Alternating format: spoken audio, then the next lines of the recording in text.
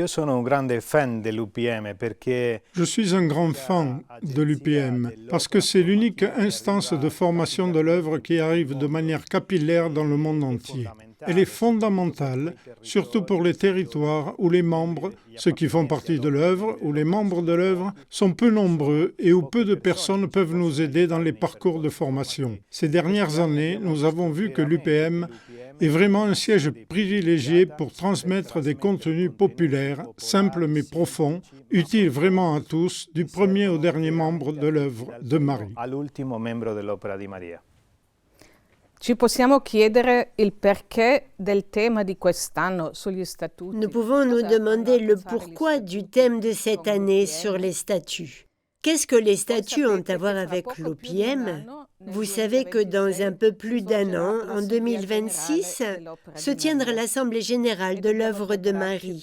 Et nous devons bien nous préparer à cet événement, car l'Assemblée générale est l'organe de gouvernance le plus important de toute l'œuvre. Par conséquent, une première réponse au pourquoi de ce thème et bien connaître notre œuvre telle qu'elle est décrite dans les statuts et arriver bien préparé à l'Assemblée générale. Margaret y tient beaucoup. Ces dernières années, elle a constaté que nos statuts étaient peu ou pas suffisamment connus. Aujourd'hui, un mot-clé est participation. Participation en tous les processus importants. C'est pourquoi chaque personne qui participe à l'œuvre, c'est-à-dire chaque membre de l'œuvre, est appelée à participer activement à cet événement de l'Assemblée, selon son propre rôle. Et cela requiert une compétence adéquate. Mais il y a une autre raison plus profonde. Au cours de ces 17 années après le départ de Chiara pour le ciel, nous avons parcouru un chemin de nouvelle configuration, d'actualisation aussi, comme nous le disons.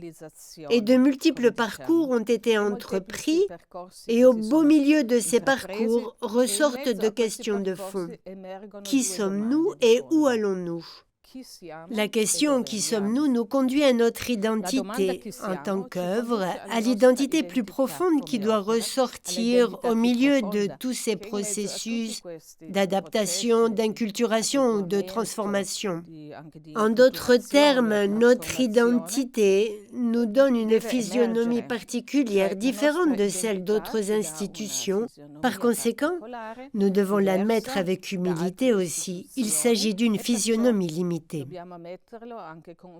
Nous ne serons donc pas appelés à nous lancer sur tous les fronts s'il existe des spécialistes mieux préparés que nous pour y répondre. Chiara elle-même avait défini les statuts généraux comme la carte d'identité de l'œuvre. Nous pouvons également dire que les statuts sont un peu ce qu'est une constitution pour un État. Chaque nouveau gouvernement doit se refléter à nouveau dans la Constitution, y compris dans les processus de réforme qu'il entreprend, et voir toujours comment ils sont et s'ils reflètent la Constitution. Et ces changements, même éventuellement d'une Constitution, font l'objet d'un examen particulier. E su questi cambiamenti, anche eventualmente di una Costituzione, c'è un vaglio particolare. Il titolo del corso di quest'anno ha come due significati, allude a due... Le titre du cours de cette année a comme deux significations. Il fait allusion à deux images. L'une est celle du miroir, se reconnaître devant un miroir. Les statuts sont comme le miroir de notre vie. Se reconnaître est probablement aussi ajuster un peu sa cravate, mieux se coiffer, c'est-à-dire essayer de capter dans cette image ce qui peut être amélioré. Puis se reconnaître signifie aussi se connaître de nouveau, c'est-à-dire apprendre à connaître une réalité que nous connaissons partiellement, mais qui a besoin d'être approfondie. Il y a besoin d'un approfondissement. Et cet approfondissement se fera en 5 leçons, dans un parcours qui a toute une cohérence interne, de l'Évangile à la règle. L'Évangile est notre première règle, mais ensuite il y a aussi les règles, les statuts dans notre cas. Ensuite, le parcours que l'Église a fait pour comprendre comment nous pouvons appliquer l'Évangile dans des contextes particuliers, selon des charismes particuliers, et comment ce parcours a été vécu dans notre charisme. Quelle est l'histoire de nos statuts? Pourquoi sommes-nous arrivés au statut que nous avons aujourd'hui? Et quel est le parcours que Chiara et les premiers membres du mouvement, mais pas seulement eux, que toutes les communautés et le mouvement dans le monde ont fait? Ce cheminement de l'Église ne concerne pas que nous. Il y en a beaucoup d'autres qui ont... Quelles sont les expériences des autres? Quels sont leurs parcours? Ensuite, une leçon très importante sur règles et libertés ou règles et libertés au pluriel, c'est-à-dire dans quel sens les règles ne nous asservissent pas, mais au contraire nous libèrent. Et pour terminer, quelques clés de lecture de nos statuts. Comment apprendre à les lire, tout en sachant qu'ils ont un langage juridique qui n'est pas accessible à tous. Mais ce parcours nous aidera à comprendre quelques clés de lecture, je le répète, qui nous aideront tous à les avoir en main, à les lire et à les comprendre. A tenerli in mano, a leggerli e a capirli. Cosa ci aspettiamo allora da questo percorso UPM? Qu'attendons-nous alors de ce parcours d'UPM? Sans aucun doute, comme nous l'avons déjà dit, une connaissance approfondie de qui nous sommes et par conséquent d'où nous voulons aller et de ce qui nous caractérise en tant qu'œuvre par rapport à d'autres œuvres et mouvements. Ensuite, avec cette meilleure connaissance, savoir bien nous intégrer dans le parcours synodal que l'Église catholique a entrepris. En outre, je pense que cela nous aidera aussi à avoir une meilleure capacité de discernement en ce qui concerne nos champs d'action et d'engagement en faveur de l'humanité qui nous entoure. Enfin, peut-être qu'en nous réaffleurera aussi une nouvelle gratitude envers le charisme et son incarnation dans cette œuvre. Et peut-être, pourquoi pas, une passion renouvelée pour nous engager dans sa mission, que tous soient un.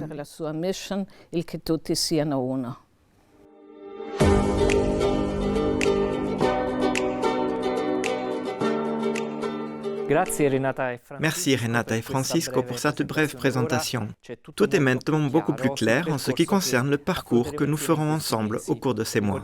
Rappelons que Renata et Francisco sont également responsables de l'aspect sagesse et étude du mouvement des Focolari. Mais nous, que faisons-nous ici, Valentina? Par notre présentation, nous voudrions aider les intervenants qui nous accompagneront dans ce parcours de formation. Mais commençons par nous présenter. Je m'appelle Valentina Raparelli, je suis mariée à Emmanuel. Nous avons 2 fils, Samuele et Jacopo, âgés de 8 et 5 ans. Je travaille au service de formation du Centre international du mouvement des Focolari. Je m'appelle Lorenzo Russo. Je suis marié à Maria et nous avons 2 enfants, Béatrice, 12 ans et demi, et Gabriele, bientôt 11 ans. Je travaille dans le service de communication au centre du mouvement des Focolari. Après ces présentations, tournons la page et nous vous donnons la parole. Mais si nous vous disions, voyons, statuts, les connaissez-vous? Les avez-vous lus? Qu'aimeriez-vous savoir? Écoutons quelques-unes de vos réponses. Si l'on dit statut, à quoi penses-tu? Je pense à la route qui nous guide pour faire avancer l'œuvre. Je pense à un ensemble de lois établies pour générer des organisations. Je pense à prendre soin, à ce qui est important pour prendre soin. Règles, rigidité et structure. En pensant à la première question, le premier mot qui me vient à l'esprit est unité, qui apparaît également comme le but spécifique. L'œuvre est née pour l'unité. Normes, règles, décrets, ainsi qu'identité d'un groupe. C'est la description de notre manière de vivre ou de comment nous devrions vivre.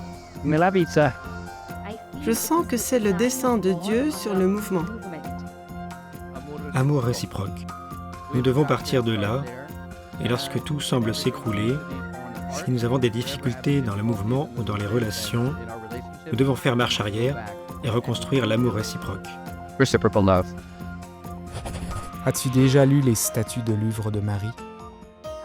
J'ai vu le livre blanc des statuts de l'œuvre de Marie dans mon focolare à Bombay, en Inde.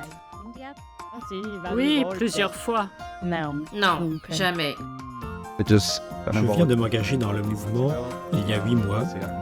Honnêtement, je n'ai pas compris grand-chose aux statuts jusqu'à maintenant. Je n'ai pas encore vu ce livre.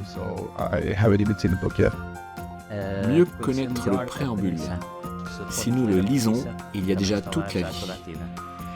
Oui, quand nous étions jeunes trois, les statuts ont toujours été un instrument pour nous aider à comprendre qui nous sommes, comment est notre famille et comment nous pouvons devenir meilleurs. J'ai le livre des statuts chez moi et je l'ai lu, mais pas aussi souvent qu'il le faudrait pour le mettre en pratique efficacement. Oui, je les ai lus. J'ai aussi eu la possibilité de les approfondir dans les divers cours de formation. Je n'ai lu que l'introduction qui me plaît beaucoup. C'est le préambule de toute règle. Ces dernières années, j'ai choisi de lire les parties qui m'intéressaient le plus lorsque j'avais quelques doutes.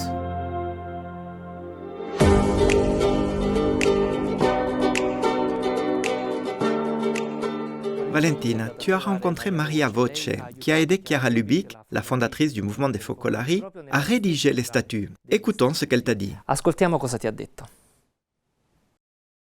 Bonjour Emmaus. Bonjour. Quelle joie. Pour moi aussi, c'est une joie. Je voulais te demander, toi qui as vécu en contact étroit avec Chiara pour la rédaction des statuts, quelles recommandations tu nous donnerais pour les appréhender de manière juste et pour bien connaître nos statuts? Vous voulez connaître les statuts? La première chose que je vous dirais, c'est prenez-les en main. Prenez ce précieux fascicule, précieux justement parce qu'il contient les statuts, et regardez-le. Commencez à le regarder à partir de la couverture. Regardez ce fil d'or qui court tout autour de la couverture. Pour Chiara, il en indiquait la préciosité. Lisez-les, commencez à les lire. Lisez-les en priant l'Esprit Saint. Mais je dirais surtout, mettez-vous à l'écoute de l'Esprit Saint. Lui seul peut vous faire découvrir la lumière qu'il contient. Et ce qui vous aidera aussi, si vous pouvez, quand vous pouvez, c'est de les lire avec quelqu'un pour avoir Jésus au milieu. Lisez-les avec Jésus au milieu de vous. En l'ouvrant, qu'y a-t-il? Vous trouvez d'abord les décrets d'approbation qui indiquent l'insertion des statuts dans l'Église et garantissent que les statuts demeurent, qu'ils peuvent demeurer à jamais vivants. Et puis, tout de suite, la chose la plus précieuse, je dirais. Le préambule a toute autre règle, et je voudrais la lire avec vous. Elle dit: La mutua e continua carità, che rende possibile l'unità.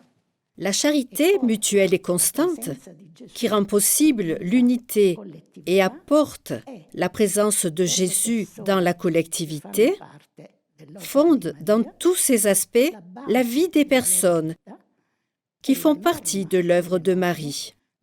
Norme des normes, elle est le préambule de toute règle, signée par Chiara Lubick. Et cela me semble très beau, parce que déjà, c'est le préambule de toute autre règle. Donc, toute règle, quelle qu'elle soit, est sans effet s'il n'y a pas ce préambule. Et puis, souligne Chiara, la norme des normes. C'est donc la norme qui sous-tend les statuts. Cette norme est la charité mutuelle et constante. En d'autres termes, s'il n'y a pas la charité mutuelle et constante, même les statuts sont lettres mortes. Ils ne valent rien. Et si ce qui ressort en les lisant, et surtout, naturellement, en les vivant, ne se traduit pas pour nous par la charité mutuelle constante, alors les statuts sont lettres mortes. Et si les statuts meurent, l'œuvre meurt. Ils ne peuvent donc pas mourir. E se muoiono gli statuti muore l'opera. Quindi non possono morire. Merci.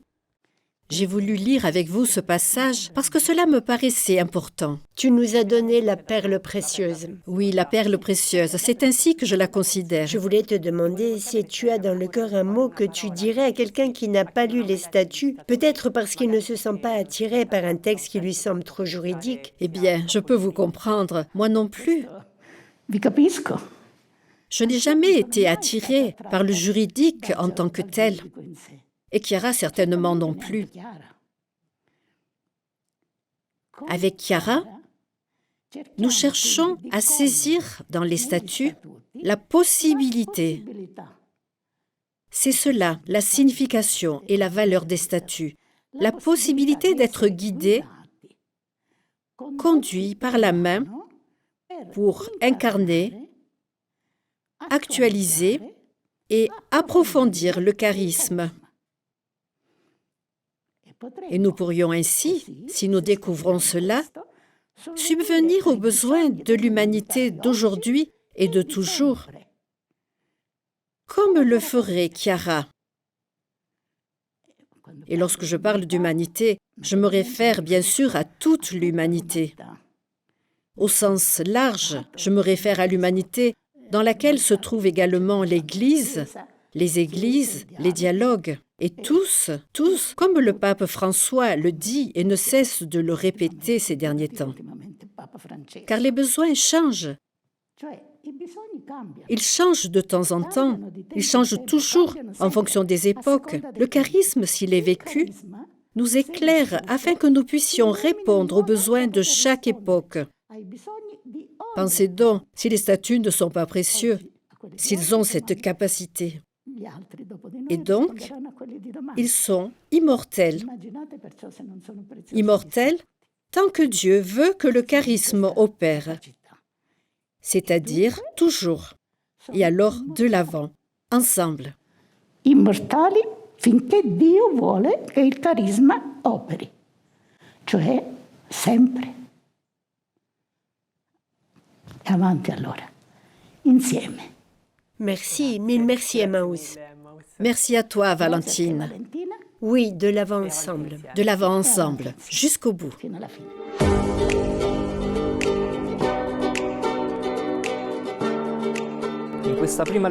Pour cette première leçon, nous aurons 3 invités spéciaux. Ils nous accompagneront un peu pendant les différentes leçons de l'Université populaire Marianne, l'UPM de cette année. Aujourd'hui, ils nous donneront un petit avant-goût, puis prochainement, nous approfondirons davantage les statuts. Tous 3 sont membres de l'école ABBA, le Centre d'études internationales du mouvement des Focolari. Nous avons avec nous Lucia Abiniente, bienvenue. Elle enseigne à l'Institut pontifical Claretianum de théologie de la vie consacrée. Elle est responsable de la section historique du Centre Chiara Lubich et membre de la commission de révision des statuts. Lucia, une question pour rompre le silence. Pour commencer, un article qui te tient particulièrement à cœur. Eh bien, je dirais sans hésiter le préambule des statuts, parce que c'est le fondement, la base de notre vie. Dans tous ces aspects, une chose me semble très significative. Ce préambule, qui est dans son contenu, était présent parfois sous une forme implicite dans les règles des années 50, mais constamment présent. Dans les derniers statuts, Chiara a voulu apposer à ce préambule sa signature. Un fait significatif qui confirme également ce qu'elle nous disait les dernières années. Qu'est-ce que je vous laisse en héritage? Je vous laisse Jésus au milieu de nous, le fruit de ce charisme marial.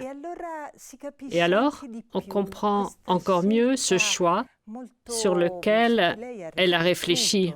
Ce n'est pas un choix fortuit qu'elle a fait lors de la rédaction des derniers statuts, à savoir donner un ordre différent au poids de la spiritualité, comme il ressort de l'article 8, où à la fin, elle a parlé de Jésus au milieu. Et là, elle dit que Jésus au milieu de nous est le point de départ.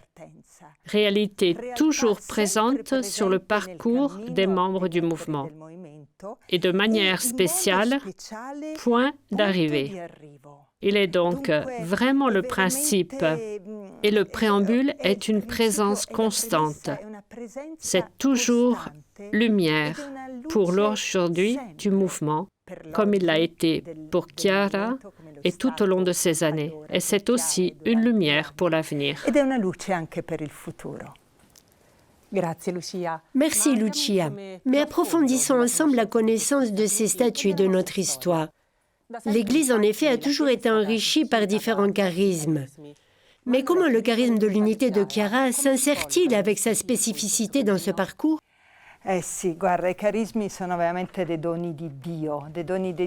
Eh oui, les charismes sont véritablement des dons de Dieu spéciaux, providentiels, qui très souvent nous surprennent, parce que précisément nous ne les attendons pas. Ils donnent un nouvel élan à la vie. Dieu accompagne le cheminement de l'Église, il accompagne le cheminement de l'humanité, il entre dans l'histoire à travers ses dons. Et ce n'est pas par hasard si cette découverte lumineuse du testament de Jésus que Chiara a faite avec ses premières compagnes a pour toile de fond la réalité de la guerre. C'est précisément dans ce contexte déchirant de division que presque paradoxalement, elles choisissent le testament de Jésus comme, je cite, seule référence de leur vie. Dans le don que Dieu a fait à Chiara, l'Église, après l'avoir étudié en profondeur, a reconnu un charisme. Tu me demandes, mais comment ce charisme s'insère dans le parcours plus vaste? Je pense que nous tous, qui participons à l'Université populaire mariale, sommes au moins une fois tombés sur cette page très significative dans laquelle Chiara décrit, et on pourrait même dire contemple, la floraison des charismes au cours des siècles. Elle en parle comme un Christ déployé dans le temps. Et elle dit, chaque famille ou ordre est, en quelque sorte, l'incarnation particulière d'une expression de Jésus, d'une de ses attitudes, d'un événement de sa vie, d'une de ses souffrances, d'une de ses paroles.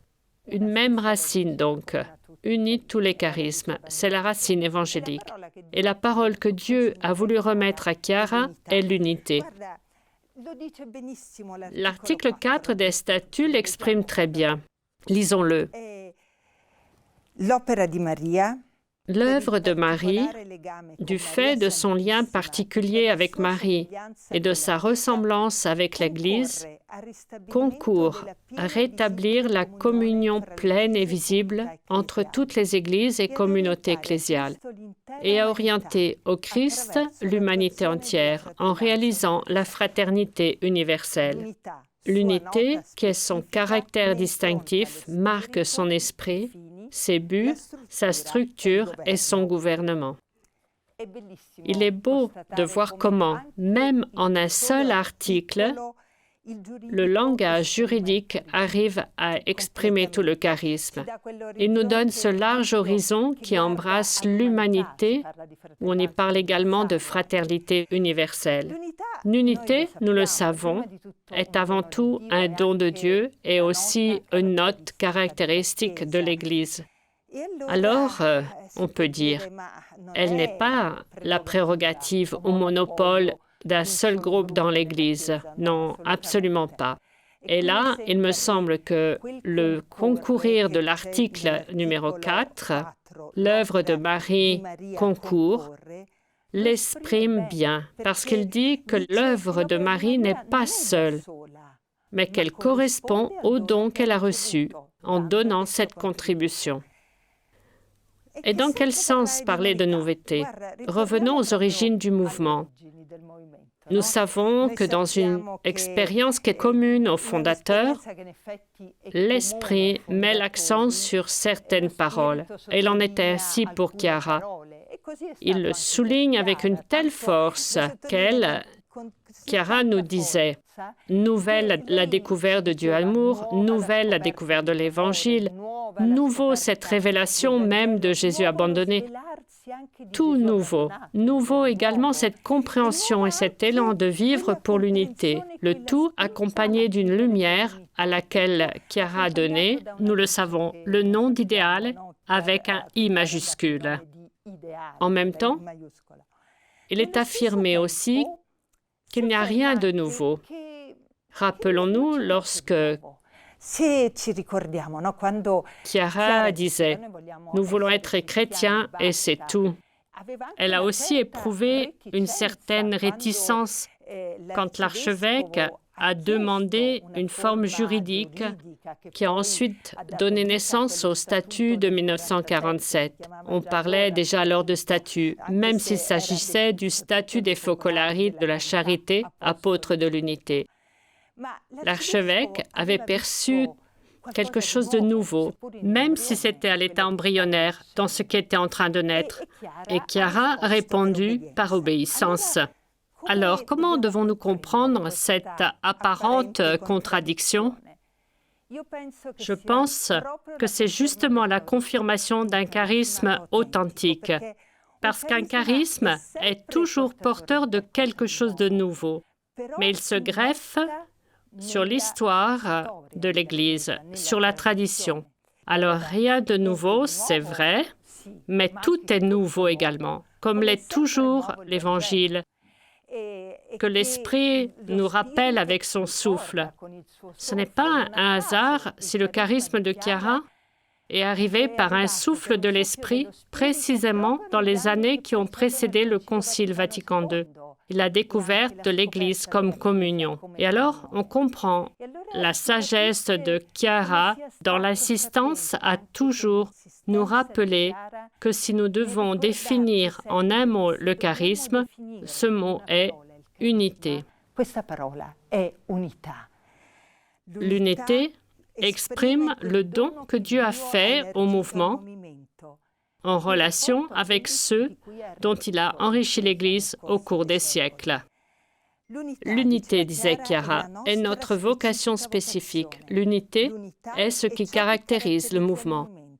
L'unité et non pas d'autres idées ou mots qui peuvent, d'une certaine manière, exprimer d'autres divines et splendides façons d'aller à Dieu.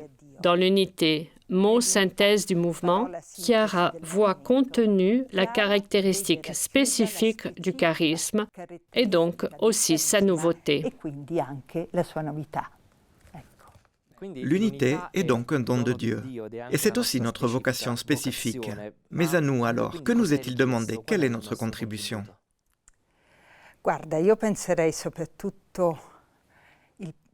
Je dirais surtout, avant tout, prendre conscience de ce don spécifique du charisme. Et le numéro 11 d'un document de l'Église qui a quelques années, mais toujours actuel, la Mutua Relazione, me semble en ce sens vraiment significatif et lumineux. Et il est dit que le charisme des fondateurs se révèle comme une expérience de l'Esprit transmise à leurs disciples pour être vécue par ceux-ci, gardée, approfondie, développée constamment, en harmonie avec le corps du Christ en croissance perpétuelle. Nous ne pouvons pas nier que Chiara, précisément par son charisme spécifique, nous a transmis en tous l'expérience qu'elle vivait aux différents moments de sa vie. Il nous appartient maintenant de vivre, préserver, approfondir, développer constamment le charisme que Dieu nous a donné de rencontrer et qu'ensuite nous avons accueilli. Les verbes utilisés, de même que l'adverbe « constamment », indiquent un programme exigeant et splendide auquel nous sommes tous appelés. Et on pourrait s'arrêter longuement pour y réfléchir. Et d'une certaine manière, cela a été fait. Je pense que ce sont des verbes très précieux, aussi pour l'année d'UPM que nous commençons, parce qu'ils nous aident à entrer dans la réalité des statuts, je dirais sur la pointe des pieds, en saisissant avec gratitude à la fois la beauté, en fait, beaucoup de personnes nous le disent, et le caractère exhaustif des statuts, mais aussi à saisir à quel point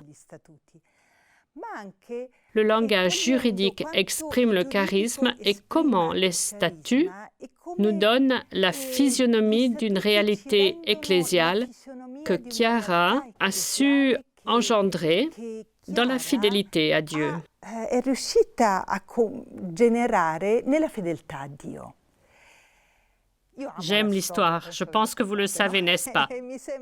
Il me semble que rien autant que le parcours souffert jusqu'au statut définitif, qui ont été précédés de 7 règles, ne témoigne à quel point a été authentique l'engagement de Chiara à suivre la partition écrite au ciel, pour ensuite jouer cette musique sur terre, c'est-à-dire pour réaliser l'œuvre aussi dans sa structure, selon le dessein de Dieu. C'est à nous, à ceux qui viendront après nous, qu'il revient de connaître et de comprendre tout cela, d'approfondir toujours plus et de développer constamment l'œuvre en harmonie avec ce que Chiara a fait. Ces jours-ci, je relisais une lettre de Chiara de 1948. Elle avait alors 28 ans. Elle écrivait à un religieux, le père Bonaventure, qu'elle appelait son premier fils religieux. Il lui avait demandé des nouvelles détaillées du mouvement. Et Chiara avait répondu, « Il me faudrait des volumes. Quand Dieu agit, ce sont des merveilles qui sortent de ses mains. » Rappelant l'exhortation de Sainte Catherine de Sienne qu'elle aimait beaucoup, « Ne vous contentez pas de petites choses, parce que Dieu, lui, en désire de grandes. » Chiara poursuit, « Laissons-le agir. N'entravons pas sa toute-puissance avec la mesquinerie de nos vues à nous. Notre unique livre, unique souligné, est l'Évangile, en particulier la prière que Jésus adresse au Père. Il sait que nous ne désirons rien d'autre que réaliser son testament, comme la meilleure expression de notre amour pour lui. Il le fera à travers nous. Nous sommes toujours en train d'exécuter les détails de ce merveilleux dessein. Déjà à l'époque, elle parlait de dessein de Dieu. Nous verrons depuis l'au-delà ce que nous aurons fait et ce sera le début d'une unité qui devra lier tout le monde avec le doux lien de l'amour. Et elle continue. Ici-bas, nous commençons le travail. De là-haut, nous le continuerons à travers les âmes qui nous suivront. C'est donc à nous de continuer ce travail en communion avec elle. Merci. Merci à vous. Aimerais-tu les connaître plus à fond? Qu'aimerais-tu connaître davantage? J'aimerais les approfondir et voir ce qui a été mis à jour. Oui, 2 points m'intéresseraient, la gouvernance et la vie des couleurs. Peut-être je voudrais savoir plus sur l'économie de communion. Pour moi, être important parce que je vais reprendre une entreprise avec mes frères. Du coup, ça me semble très important pour moi et sur le volontariat. Ça aussi. Entender melhor pour mieux comprendre comment cela devrait être en général. Je pense que ce mouvement suscite de la curiosité. J'aimerais voir comment les statuts peuvent nous inspirer pour mieux vivre aujourd'hui. J'aimerais connaître comment nous pourrions mieux nous adapter à notre temps, à notre réalité. J'aimerais connaître un peu mieux les statuts, les règles qui sont les piliers de la vie du focolare, des focolarines. J'ai appris qu'il y avait des règles qui ne changent pas, qui en sont l'essence et j'aimerais les connaître plus à fond. J'aimerais mieux comprendre les écrits de Chiara et l'histoire et la pensée de l'Église qui a approuvé le mouvement et comment il nous aide à vivre les statuts.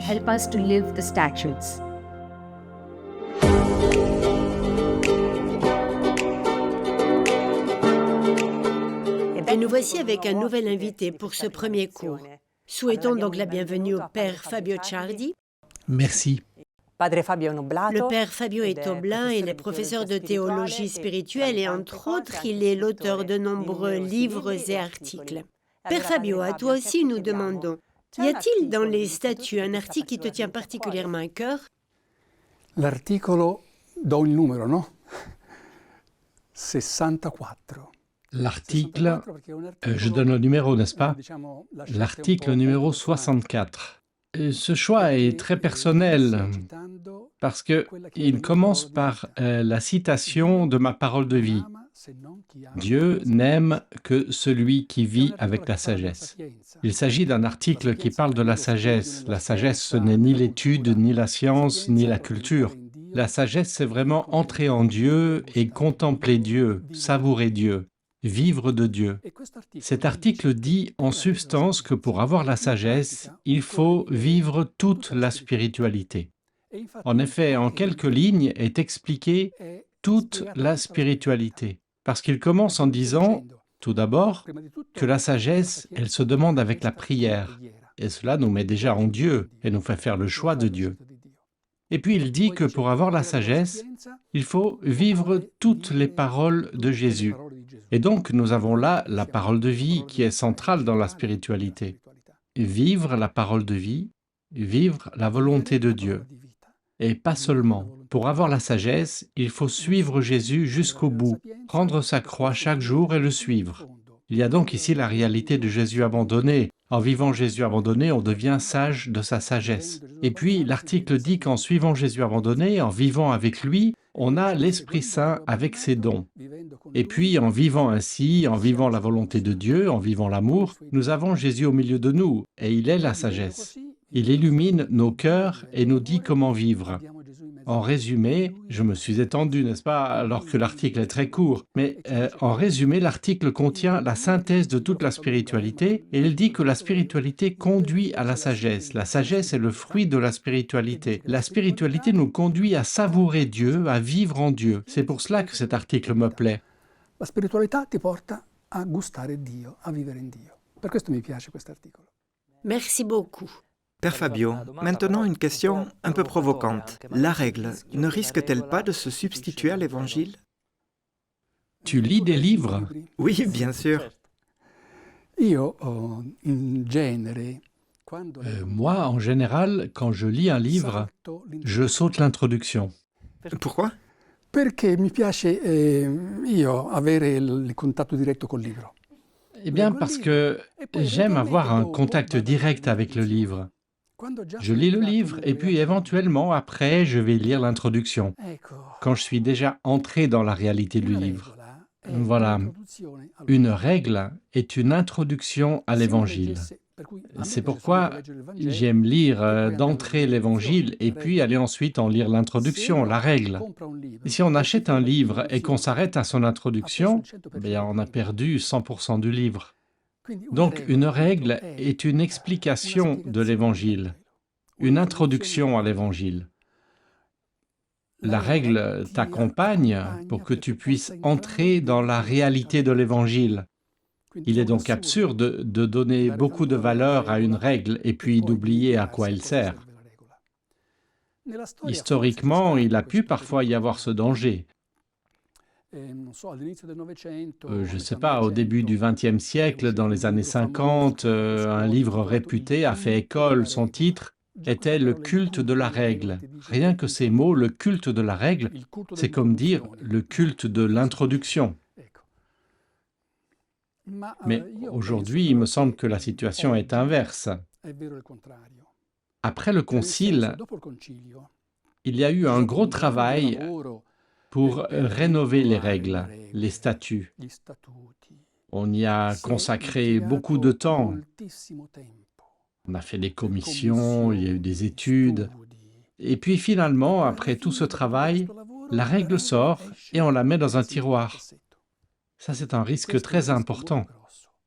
Il ne me semble pas qu'aujourd'hui la règle soit surévaluée, au contraire. Elle est plutôt oubliée. Nous, les Oblats de Marie Immaculée, en 2026, nous fêterons les 200 ans de l'approbation pontificale de notre règle. Et dès maintenant, nous avons commencé à être attentifs à la règle, à la reprendre en main, à la relire, à la commenter entre nous, à nous communiquer ce qu'elle nous dit. C'est pourquoi il me semble important de reprendre en main la règle. Quindi mi sembra che sia importante riprendere in mano la regola. Pour les fondateurs, en effet, la règle a toujours eu, me semble-t-il, une grande importance. Pourrais-tu nous dire un peu dans le détail ce que la règle a signifié pour les différents fondateurs? Il monachesimo nasce senza regola. Le monachisme naît sans règle. Habituellement, on fait remonter la naissance du monachisme à saint Antoine du désert. Étant donné qu'il était seul, il n'avait pas de règle, ou mieux, il avait l'Évangile comme unique règle. Saint Athanase, qui a écrit sa biographie, indique que le cœur d'Antoine était une bibliothèque, et que dans cette bibliothèque, il y avait tous les livres de la Sainte Écriture. Et il ajoute « Aucune parole d'Évangile ne tombait par terre, car Antoine les recueillait et les vivait toutes, car sa règle c'était l'Évangile. » Après lui, après sa mort, naissent des groupes de moines. Et alors Athanase, le grand évêque du lieu où est né le monachisme, l'Égypte, écrit une règle pour les moines. Et quelle est cette règle? C'est une biographie. C'est le récit de la vie d'Antoine. Athanase comprend que la règle veut dire voir comment on vit l'Évangile, concrètement, comment on vit l'Évangile. Alors, à tous les moines de son grand diocèse, qui était l'Égypte tout entière, il dit comment vit-on l'Évangile? Je vous le dis, je vous raconte l'histoire d'Antoine.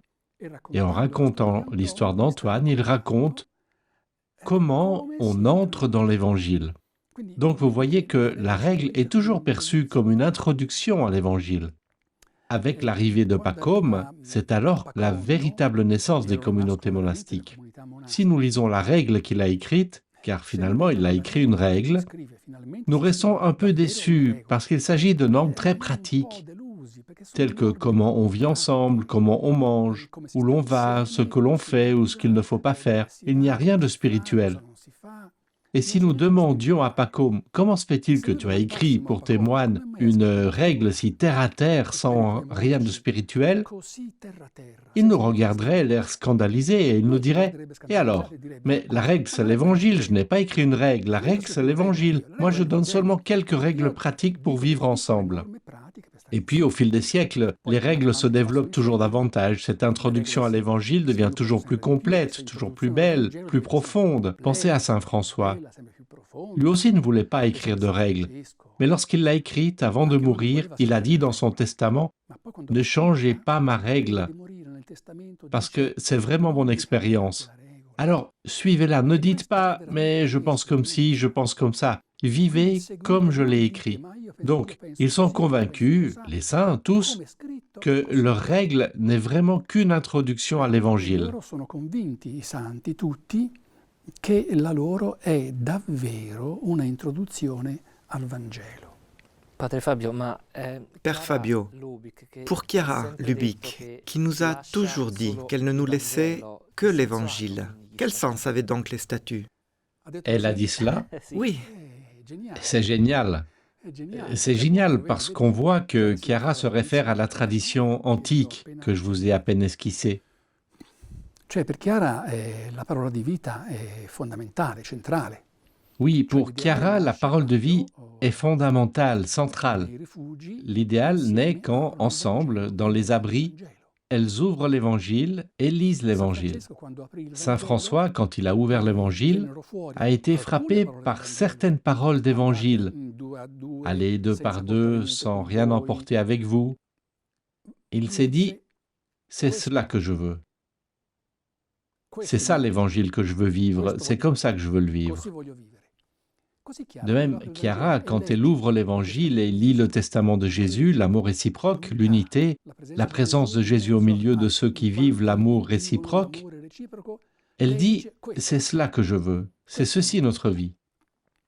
C'est donc vraiment génial de se référer à l'Évangile. C'est génial, mais ce n'est absolument pas original. Le fait de dire « je vous laisse seulement l'Évangile », tous les fondateurs l'ont dit. Chiara s'insère dans une tradition de l'Église, et en cela, elle n'est pas nouvelle du tout. La première grande règle, celle de Basile, qui régit encore tout le monachisme oriental, Basile ne l'a jamais appelée règle. Ce que nous appelons aujourd'hui la règle, la grande règle de Basile, lui, il ne l'a jamais appelée règle. Et s'il savait qu'aujourd'hui nous l'appelons règle, il se retournerait dans sa tombe. Parce que il avait en main ce qu'il considérait comme sa règle,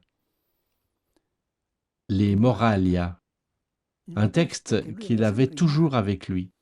Quand j'ai commencé à étudier ces choses, je suis allé à la bibliothèque pour chercher ce livre qu'il avait toujours avec lui, et j'ai été vraiment fortement déçu. Ignorant que je suis, et je le suis un peu moins qu'hier, j'ai été fortement déçu parce que j'ai découvert que ce grand livre dont il parlait toujours, son grand livre, sa grande règle, c'était simplement la transcription de 1500 versets du Nouveau Testament. Et puis je me suis dit, mais ça je peux aussi le faire, mais quelle livresse! C'est alors que je me suis rendu compte de la grandeur de Basile, qu'il avait le Nouveau Testament comme règle. Et ce que nous appelons règles, ce sont les réponses qu'il donnait à ses amis, ses frères et sœurs. Quand ils étaient ensemble, il lui demandait « Père, mais est-ce que tu peux nous expliquer comment vivre le premier commandement « Aimer Dieu » Et il l'expliquait et il prenait des notes. « Père, mais est-ce que tu peux nous expliquer comment vivre » Et cela, c'est devenu la règle. Tu vois, la règle, encore une fois, c'est l'explication qu'il a donnée de l'Évangile. Mais il n'a pas laissé cette règle, il a laissé ces 1500 versets du Nouveau Testament. Et cela s'applique un peu à tout le monde. Et pense à la grande règle qui guide tout l'Occident, la règle de Saint Benoît. Vous savez comment elle se termine?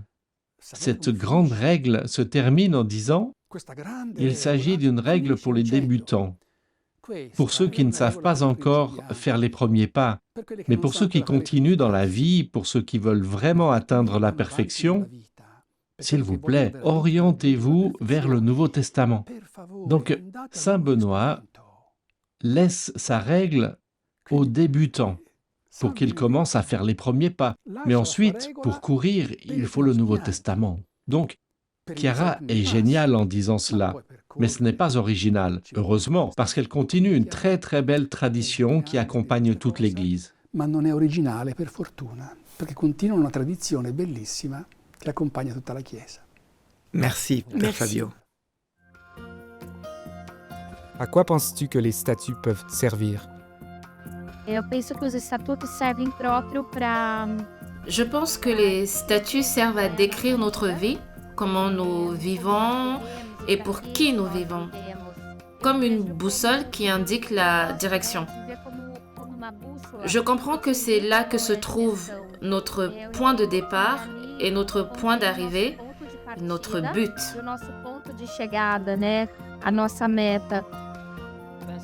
Je pense mieux connaître notre famille et qui nous sommes. Ils servent à vérifier si nous vivons les règles qui y sont décrites. C'est vraiment cette carte d'identité. Ce que nous sommes, il nous aide vraiment à suivre ce fil, à être nous-mêmes. À identifier les règles qu'il est important de suivre. Je pense que les statuts servent à nous guider.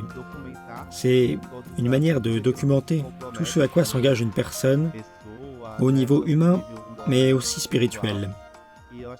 Je crois qu'ils servent comme point de repère pour nous guider dans les divers aspects de notre vie.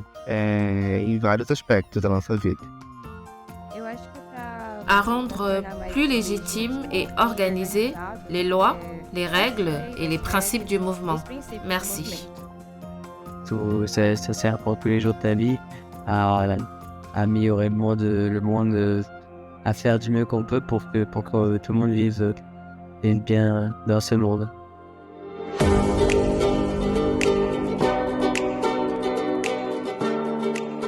Et voici notre dernière invitée du premier cours.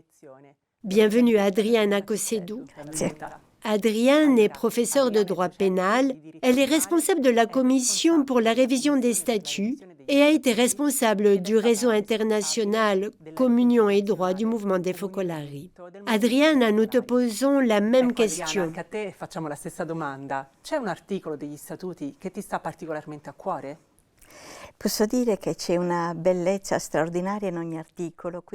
Je peux dire que chaque article est d'une beauté extraordinaire et qu'il n'est donc jamais simple de faire un choix. Cependant m'est venu à l'esprit l'article 2 des statuts, que j'aimerais lire avec vous, parce que c'est là que nous trouvons l'explication, le cœur de cette double dénomination. Mouvement dei Focolari, œuvre de Marie.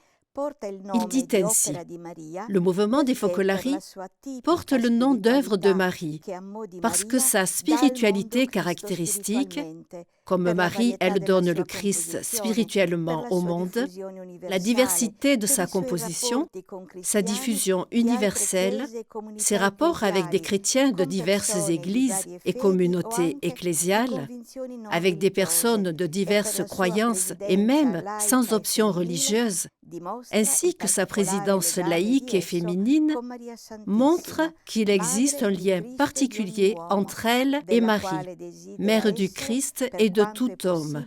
L'œuvre de Marie désire être autant que possible une présence de Marie sur la terre, pour ainsi dire sa continuation. Il me semble que c'est là le cœur même de cette définition. Et Chiara écrivait déjà dans son journal.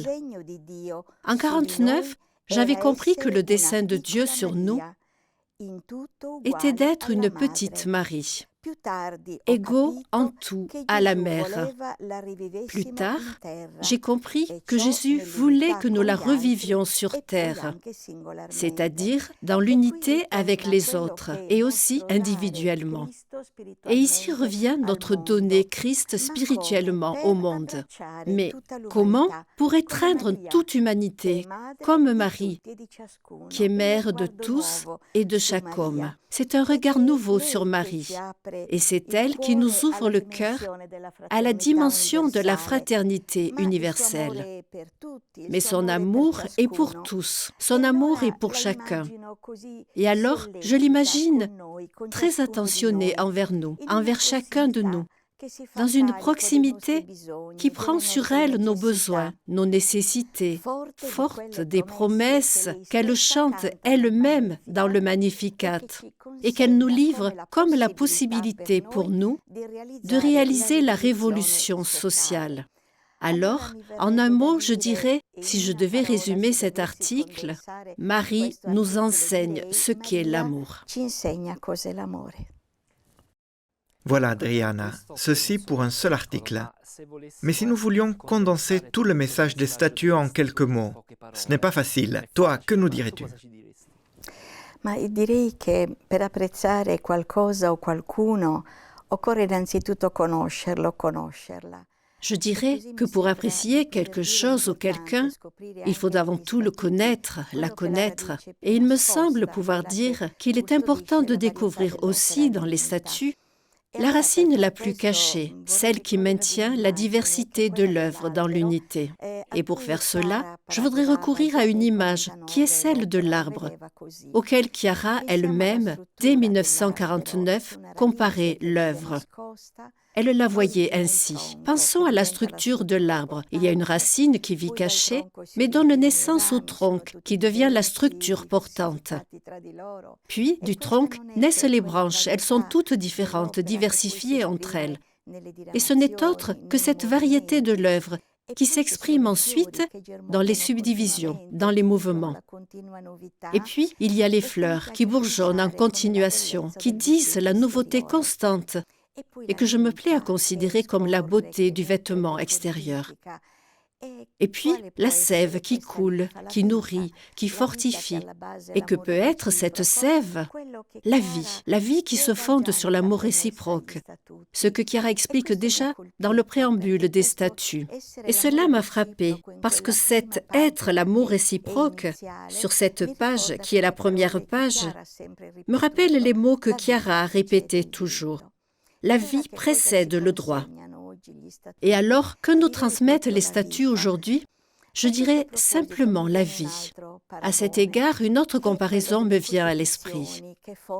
Celle des constitutions qui fondent la vie des différents pays. Que contiennent les constitutions? Les principes généraux, les droits, les devoirs des citoyens. Ils expliquent ensuite ce qu'est le gouvernement de l'État, ce qu'est aussi l'organisation, la structure des territoires. Il peut en être de même pour nous à travers les statuts. Nous sommes, nous aussi, un peuple un peu original, parce qu'un peuple né de l'Évangile, il n'est pas délimité par des frontières, parce qu'il vit jusqu'aux confins de la terre, dans la diversité des peuples et des nations.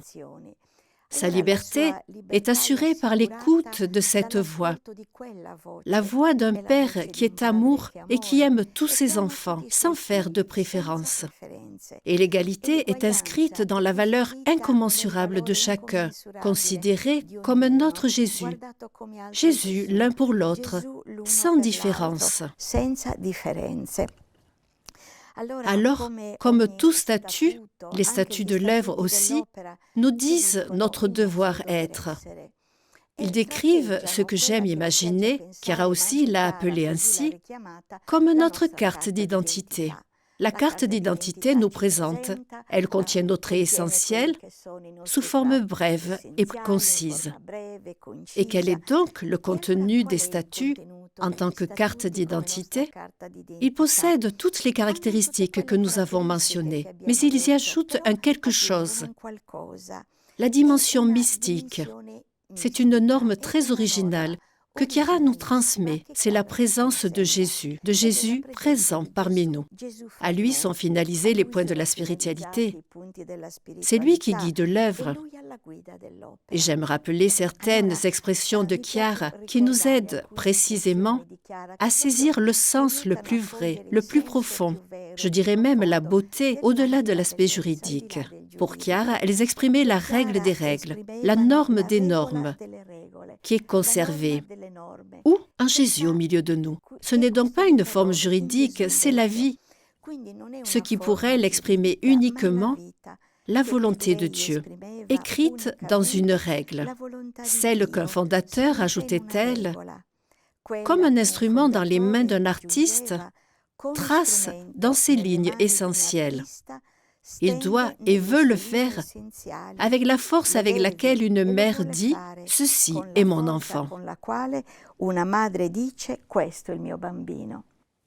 Merci Adriana. Et pour mieux connaître ces statuts, pourrais-tu nous expliquer comment ils sont organisés? À ce point, nous sommes invités à parcourir les pages des statuts. Et nous sommes tout de suite frappés de trouver déjà, précisément dans le préambule, les fondements qui y sont énoncés. Nous en citerons peut-être quelques-uns, afin de les faire encore plus nôtres. Tout d'abord, la charité mutuelle et constante. La présence de Jésus dans la collectivité, donc jusqu'aux confins de la terre, sous toutes les latitudes. C'est un amour qui ne mesure pas et porte en soi un secret qui est Jésus abandonné. Et puis, les aspects, qui sont les couleurs de notre vie. Et là, c'est très beau, parce qu'il m'est venu spontanément l'idée d'aller les relire un peu pour voir où j'en suis, pour comprendre comment vivre. Et j'ai redécouvert que les couleurs ne sont rien d'autre que des paroles de l'Évangile, des paroles à vivre. Et pas seulement dans leur dimension, disons, plus spirituelle, mais aussi dans leur capacité de générer une nouvelle culture. Pensons au rouge, la communion des biens. Mise en œuvre, dit Chiara, elle génère et réalise la culture du donné. Donc, notre vie génère la culture. Elle devient culture. Et puis, en continuant à les parcourir, nous trouvons la nature de l'œuvre, la finalité, qui est le but général, donc la perfection de la charité, mais aussi le but spécifique, qui est l'unité. Celle qui, à l'article 8, apparaît comme le don que Jésus demande au Père. Ce n'est donc pas un automatisme dans notre vie, c'est un don que Dieu nous fait, mais c'est à nous d'en créer les conditions. La réalité des statuts continue encore à travers la partie qui concerne la structure, qui concerne la composition. Et là, c'est très beau, parce que c'est toute la variété qu'il y a dans l'œuvre.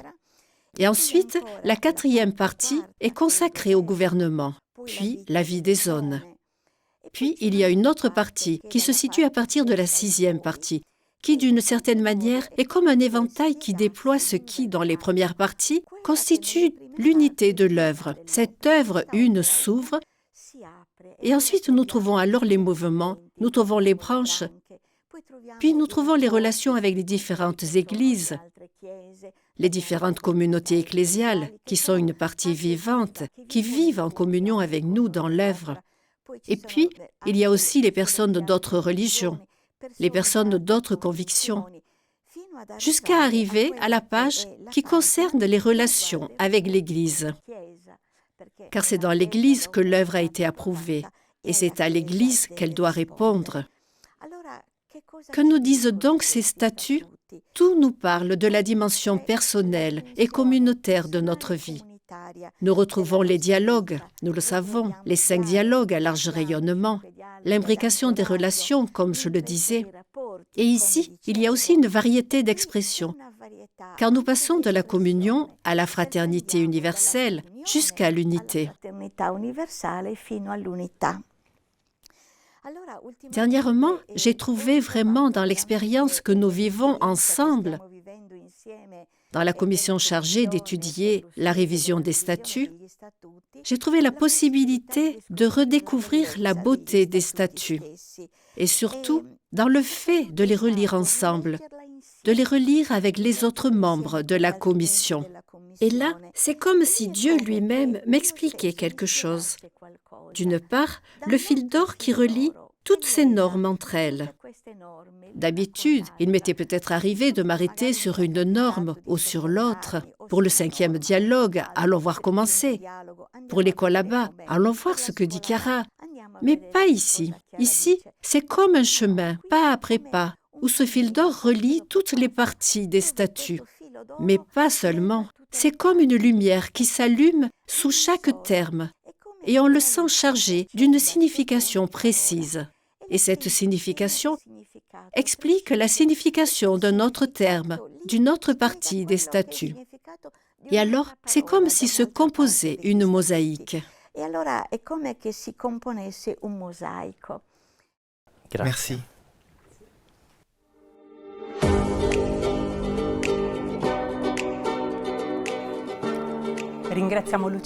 Nous remercions Lucia, le père Fabio et Adriana de nous avoir accompagnés dans ce parcours à la découverte de nos statuts. Et nous vous remercions chacun pour votre écoute. Nous aimerions que ce cours soit le plus interactif et participatif possible. Nous vous invitons donc à nous envoyer vos questions, vos impressions. Vous pouvez les écrire ici dans les commentaires de la chaîne YouTube ou vous pouvez envoyer un email à notre adresse upm@focolare.org. Vous trouverez les réponses sur cette chaîne YouTube et sur le site UPM avant le prochain cours qui, rappelons-le, aura lieu le 8 février. En parlant de rendez-vous, voyons ensemble comment sera organisé le calendrier. Les cours se feront en ligne tous les 2e samedis du mois. Nous nous retrouvons donc le 8 février. Nous serons à nouveau avec le père Fabio Ciardi qui, avec sœur Tiziana Merletti, nous parlerons des charismes, de la règle et de la vie en communauté. Le 8 mars, nous explorerons les statuts entre histoire et droit, toujours avec l'aide de Lucia Abiniente et Adriana Cosedu. Le 12 avril, nous nous mettrons en chemin avec l'Église et verrons la relation entre règle et liberté, avec Andrew Réception et Tommaso Bertolasi. Et enfin, le 10 mai, nous aurons une intéressante table ronde où nous approfondirons la façon de lire les statuts, avec Raphaël Takugang, Christian Ribeiro et Elfriede Glaubitz. Nous vous rappelons que ce cours est entièrement gratuit. Ceux qui le souhaitent peuvent néanmoins participer par un don aux frais d'organisation. Vous pouvez le faire sur notre site universitapopularemariane.org en cliquant sur le bouton « Donner ». Rendez-vous donc dans un mois. Merci de votre attention et à bientôt. Ciao.